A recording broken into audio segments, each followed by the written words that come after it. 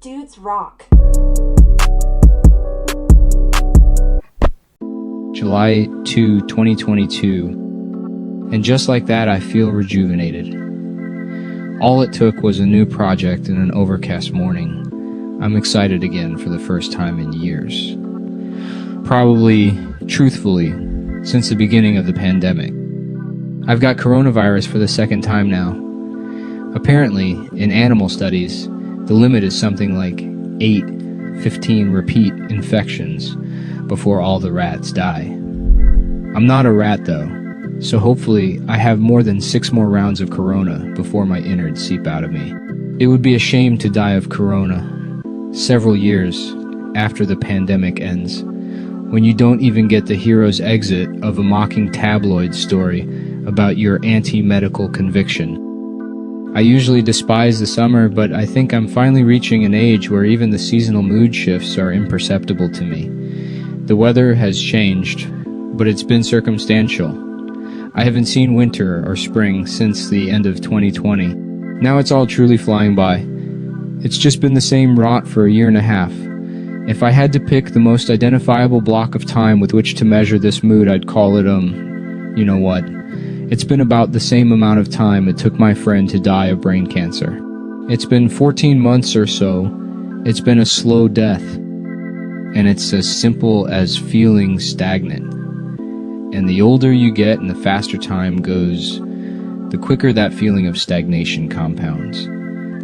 I used to know when I did nothing in a day and it felt bad, and now I miss all those days. And I wake up and say, Jesus Christ, it's already July. But not anymore, and not today. And I have only the Bodega Bro to thank for that. Sometimes it's hard to tell if I'm a lucky guy or not.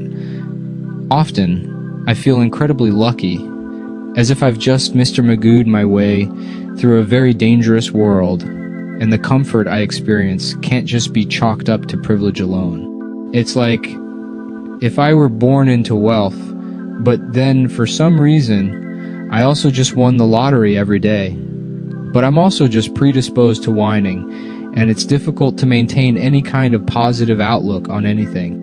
If I were Mr. Magoo, I'd get home after a long day of walking through construction sites and dangerous animal enclosures, take off my hat and say, man, I wish I wasn't fucking blind. I've never really had to worry about cancel culture, because it's never really affected me. I don't really have an opinion on it. I've been banned from a bunch of websites and lost jobs, but often that was either explicitly my goal prior to doing whatever it was I did that resulted in the termination, or in the long run the termination, or in the long run the termination wound up being a benefit to me.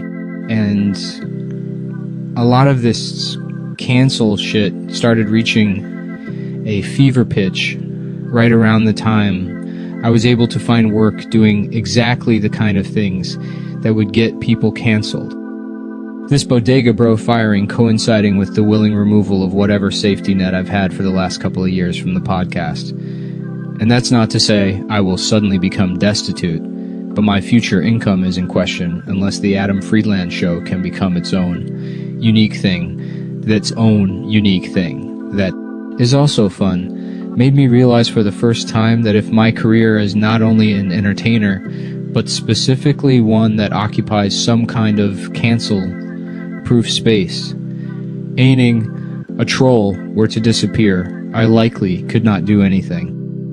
And, I mean, like, nothing. I used to think I'd be able to at least go back to working retail or get a job at a Jiffy Lube or something.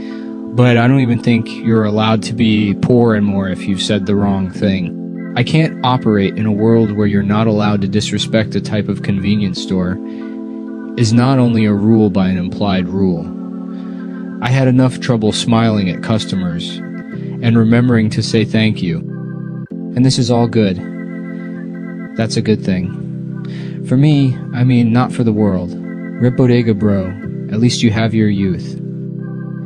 Now I know I must go back to being blind and wandering through construction sites like an old, oblivious dumbass.